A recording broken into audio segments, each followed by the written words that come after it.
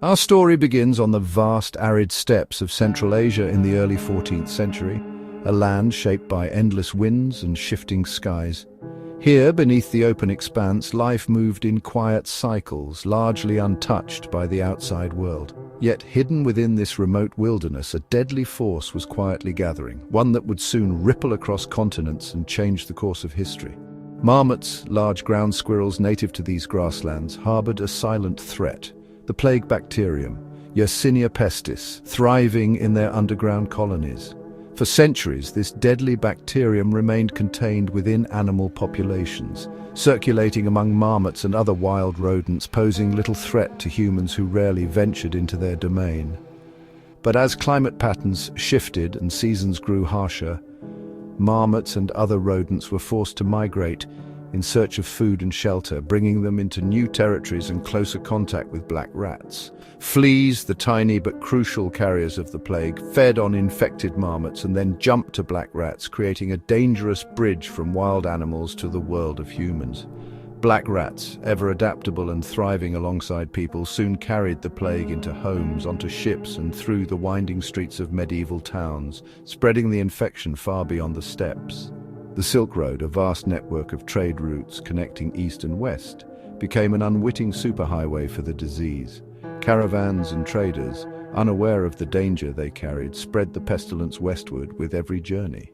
By the 1340s, the plague had reached the bustling ports of the Black Sea, including the Genoese city of Kaffa, a vital hub of commerce and culture. During a brutal siege in 1346, the plague leapt from the besieged city of Kaffa into Europe, carried by fleeing merchants and sailors, setting the stage for a pandemic that would reshape the world. The world stood on the brink of a catastrophe on an unimaginable scale as the shadow of the plague began to fall across Europe and beyond. From the Black Sea, the plague swept into Europe, carried by ships rather than armies. These vessels, laden with goods and people, became the unwitting carriers of a deadly cargo. In 1347, Genoese galleys arrived in Messina, Sicily, their crews dead or dying, the disease already ashore. The once bustling port city was now a gateway for the plague. Rats and fleas spread the infection rapidly through the city and across Sicily. The plague knew no boundaries, infecting rich and poor alike. By early 1348, the plague reached Genoa and Venice, gateways to the continent. These cities, vital hubs of commerce, were now epicenters of the epidemic. Trade routes and rivers became channels for the disease, moving it north and west. The interconnectedness of medieval Europe facilitated the plague's relentless march. France, England, Spain, and Germany fell in quick succession. The plague did not discriminate, sweeping through cities and countryside alike. Even remote villages and monasteries were not spared. Isolation offered no protection against the invisible enemy. The speed of the plague's advance was unprecedented, leaving terror and confusion in its wake. Communities were decimated almost overnight. By 1351, the Black Death had reached Scandinavia and Russia. No corner of Europe was left untouched by its deadly grasp. In just a few years, nearly all of Europe was engulfed. The scale of the pandemic was unlike anything seen before. The pandemic brought medieval civilization to its knees, leaving devastation everywhere. Entire communities vanished and the social fabric was torn apart. No barrier, geographical or social, could halt its relentless spread. The plague was a great equalizer, affecting all strata of society. The world was forever changed. The Black Death reshaped the course of history, leaving a legacy of loss and transformation. The arrival of the plague brought not just terror and chaos, but a sense of dread that seeped into every corner of daily life. People awoke each morning, uncertain if they or their loved ones would survive the day. Bubonic plague caused grotesque swellings, high fevers, and agony. The afflicted suffered visibly, their pain a constant reminder of the disease's cruelty. Even more terrifying, the pneumonic and septicemic forms killed even faster, often within a single day, leaving families no time to say goodbye.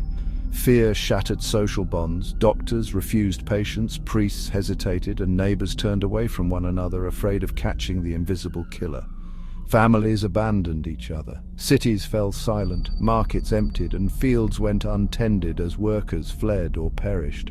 Death carts became a common sight, rolling through the streets to collect the countless bodies, while the air grew thick with the scent of decay. Some turned to desperate piety, joining flagellant processions, believing that self-punishment might appease divine wrath. Others crowded into churches, praying fervently for mercy, seeking comfort and answers in faith as the world around them crumbled. Still, some indulged in reckless abandon, convinced the end was near, feasting and celebrating as if tomorrow might never come. The randomness of death was bewildering. Rich and poor, young and old, all were vulnerable, and no amount of wealth or status could guarantee safety. Art and literature became obsessed with mortality, as seen in the Danse Macabre, skeletons leading all to the grave, a stark reminder of life's fragility. The plague exposed the fragility of society and the limits of human understanding, leaving people to question everything they once believed. Despair and confusion reigned as the world seemed to lose all sense and order, and hope became a rare commodity. The psychological scars would linger for generations, shaping the way people viewed life, death, and each other long after the plague had passed. Death was the great equalizer, sparing no one and reminding all of the shared fate that binds humanity. For those who survived, life would never be the same. The world they inherited was forever changed, haunted by memories of loss and survival. The Black Death killed between 30 and 60% of Europe's population in just 5 years. Some regions lost up to 80% of their people, entire villages vanished. The labor shortage upended the medieval economy, especially in agriculture. Landowners, desperate for workers, had to offer better terms, shifting power to peasants and artisans. The old feudal system began to crumble as survivors gained mobility and bargaining power. Laws like the English Statute of Labourers tried to freeze wages, but failed. The social hierarchy became more fluid, weakening the aristocracy and empowering a new class of merchants and prosperous peasants. The massive death toll set the stage for peasant revolts and political upheaval. Europe's social and economic landscape was transformed. For survivors, the world was emptier, but full of new possibilities. The plague's devastation forced a reimagining of society. The Middle Ages would never be the same. Medieval medicine, rooted in the theory of four humours, was powerless against the plague. People believed the disease came from bad air or miasma, so they burned aromatic woods and carried posies to ward off infection. Doctors wore beaked masks stuffed with herbs, and bloodletting or lancing buboes were common, often worsening the patient's condition. None of these remedies addressed the real cause, fleas and bacteria. Desperation led to superstition and scapegoating. Amulets and charms were worn, but fear also fueled violence. Jewish communities were falsely accused of poisoning wells, leading to brutal persecutions and massacres. The search for a cure brought more suffering as ignorance and fear spread alongside the disease. The true nature of the plague would remain a mystery for centuries. The true cause of the plague eluded humanity for centuries. The miasma theory persisted until the 19th century, despite occasional speculation about invisible agents. The invention of the microscope opened a new world, but it was the third pandemic in the 1890s that brought answers. In Hong Kong, Alexandra Yersin identified the plague bacterium, later named Yersinia pestis. Soon after, Paul Louis Simon discovered that rat fleas transmitted the disease from dying rats to humans. The entire chain, from bacterium to rat to flea to human, was finally understood. This breakthrough ended centuries of speculation and fear. The invisible enemy now had a name, a face, and a method of attack. Science had finally unmasked the culprit behind the Black Death. With Yersinia pestis and the rat flea identified, public health entered a new era. Cities launched sanitation and pest control campaigns, cleaning up slums and enforcing quarantines. These measures helped control the third pandemic and prevent future outbreaks. In 1897, Waldemar Haffkine developed the first effective plague vaccine, saving thousands in India. The true cure arrived with antibiotics in the 1940s. Streptomycin proved highly effective against the plague. For the first time, the disease could be reliably treated. Today, plague persists in wild rodents, but outbreaks are rare and quickly contained. Modern science, diagnostics, antibiotics, and surveillance has tamed this ancient killer. The terror of the Black Death has been replaced by knowledge and control. Human ingenuity triumphed where superstition failed. The Black Death was a turning point, shaking the foundations of European society and thought. Institutions failed, leading to skepticism and a hunger for new ideas. Art and literature became obsessed with death, but a new appreciation for life emerged.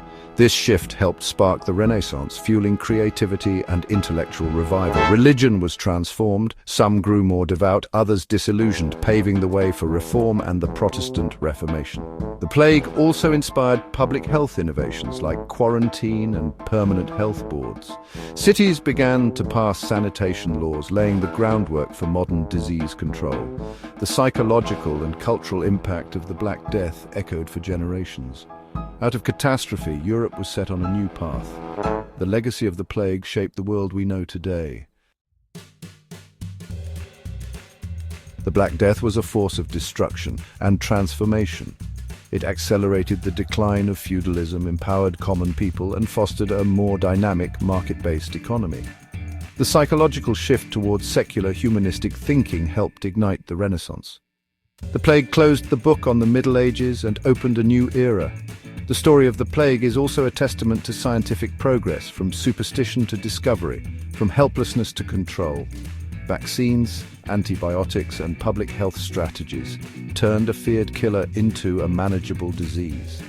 The Black Death's lessons remain relevant, reminding us of our vulnerability and the power of science and cooperation. Its echoes continue to shape our world and our future.